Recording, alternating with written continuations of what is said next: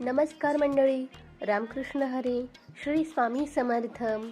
आशा करते की येणारी ही दिवाळी तुम्हाला खूप आनंदमय, सुख, समृद्धी आणि ऐश्वर्य घेऊन येणारी असो.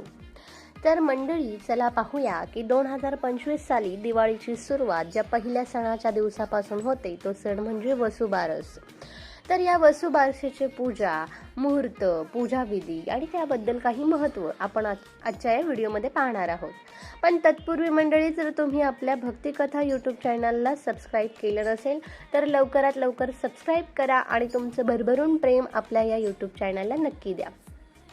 मंडळी, पाहणार आहोत की वसुबारस पूजा ही दिवाळीच्या पहिल्या दिवशी साजरी केली जाते. अत्यंत पवित्र पारंपरिक सण मानला जातो. या दिवशी गाई आणि वासराची पूजा केली जाते, कारण वसू म्हणजे गाय आणि बारस म्हणजे तिचा बछडा. आणि नेमकी 12वा दिवस देखील येतो. अश्विनी महिन्याच्या कृष्ण पक्षातील द्वादशीला हा सण येतो, म्हणूनच याला वसुबारस म्हणतात. त्याचप्रमाणे उत्तर भारतात हा दिवस गोवत्स द्वादशी म्हणून साजरा केला जातो, ज्या दिवशी भक्त गायीची पूजन करतात.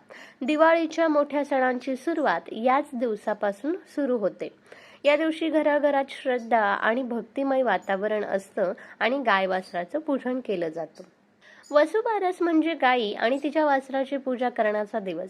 हिंदू धर्मात गाय ही माता मानली जाते, तिला गोमाता म्हणतात. या दिवशी गोमातेचं पूजन करून तिच्या अंगाला हळद, कुंकू, अक्षता लावली जाते. त्याचप्रमाणे गायीच्या वासराचंही पूजन करून त्याला गोडधान्य, गवत नैवेद्य दिला जातो. वसुबारसाच्या पूजेचे शुभमुहूर्त आपण आज जाणून घेणार आहोत. शुक्रवार 17 ऑक्टोबर 2025 रोजी साजरी केल्या जाणारी ही वसुबारस या दिवशी द्वादशी तिथी सकाळी 6:34 सुरू होणार आहे आणि 18 ऑक्टोबर रोजी पहाटे 4:41 संपणार आहे. तर आपण सायंकाळी 4:30 वाजल्यापासून 6 वाजेपर्यंत वसुबारसेची पूजा करू शकतो. तर मंडळी, पूजा कशी करावी हे सुद्धा आपण पाहणार आहोत.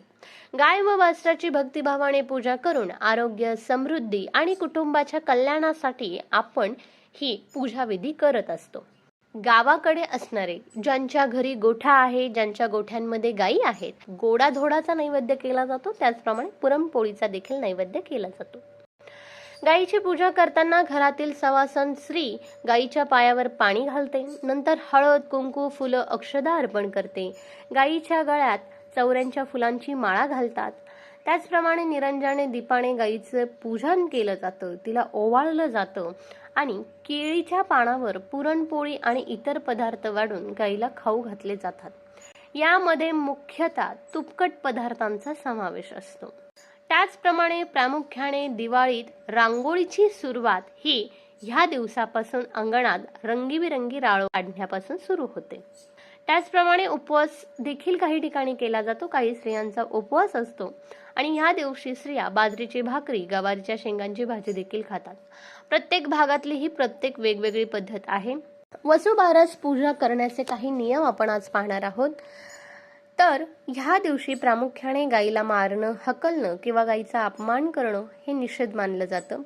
पूजा भक्तिभावाने आणि नियमांनी केली तरच तिचं फळ अधिक मिळतं. त्याचप्रमाणे मंडळी, वसुबारसेच्या पूजाविधीचं काही महत्त्व म्हणजे गायी आणि वासराची पूजा करण्यामागे अत्यंत गहन आणि धार्मिक महत्त्व आहे. गायीमध्ये 33 कोटी देवता वास करतात असं आपलं हिंदू धर्मशास्त्र सांगतं. गायीचे पूजन हे सर्व देवतांचे पूजन होते. या दिवशी स्त्रिया काही उपवास करतात. यामागे अशी भावना आहे की आपल्या घरात संपत्ती, संतती आणि आरोग्य टिकून राहावं. गायीच्या पूजनामुळे पापांचा नाश होतो, पुण्याची वृद्धी होते आणि कुटुंबात सुख समृद्धी वाढते. त्यामुळेच पुराण कथेनुसार कामधेनू नावाची दैवी गाय ही देवतांची माता मानली जाते. ती अमृतातून निर्माण झालेली होती. गायीत सर्व देवता वास करतात, म्हणून गायीचं पूजन केलं जातं. वसुबारसेच्या दिवशी गोमातेचं स्मरण करून समृद्धी व आयुष्यभराचं कल्याण साध्य होतं. काही ठिकाणी असं मानलं जातं की या दिवशी भगवान श्रीकृष्णाने गोकुळात गाई वासरांची काळजी घेऊन त्यांचं महत्त्व जगाला सांगितलं. त्यामुळेच गायीचं पूजन करणं हे आपलं पहिलं कर्तव्य आहे. वसुबारस हा फक्त धार्मिकच नव्हे तर सामाजिक दृष्ट्याही महत्त्वाचा सण आहे. गावोगावी गाई वासरांची मिरवणूक काढली जाते. शेतकरी आपल्या गोठ्यांची सजावट करतात. शहरातही लोक गायीचं पूजन करून हा सण साजरा करतात. विविध भागांमध्ये पूजा पद्धतीत थोडेफार बदल असले तरी उद्देश एकच आहे, ते म्हणजे गायीचं महत्त्व मान्य करणं आणि तिच्या पूजनातून तिच्याबद्दल आपल्या मनात असलेली कृतज्ञता व्यक्त करणं. त्याचप्रमाणे वसुबारस नंतर दिवाळीचे 5 दिवस पुढचे सुरू होतात. ते म्हणजे धनत्रयोदशी, नरक चतुर्थी, लक्ष्मी पूजन, बलिप्रताप पाडवा आणि भाऊबीज. हा सण प्रकाशाचा आणि आनंदाचा मानला जातो. चला तर मंडळी, अशी छोटीशी माहिती घेऊन आज तुमच्या समोर आली होती. आपल्या या भक्तिकथा यूट्यूब चॅनलला नक्की भरभरून प्रेम द्या, प्रतिसाद द्या.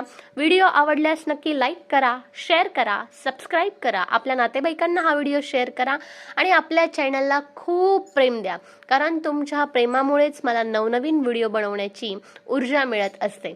चला मंडळी, पुन्हा नवीन भेटू दिवाळी ह्या विशेष सिरीजमध्ये, पुन्हा एक नवीन विषय घेऊन नवीन व्हिडिओमध्ये. रामकृष्ण हरी, श्री स्वामी समर्थ.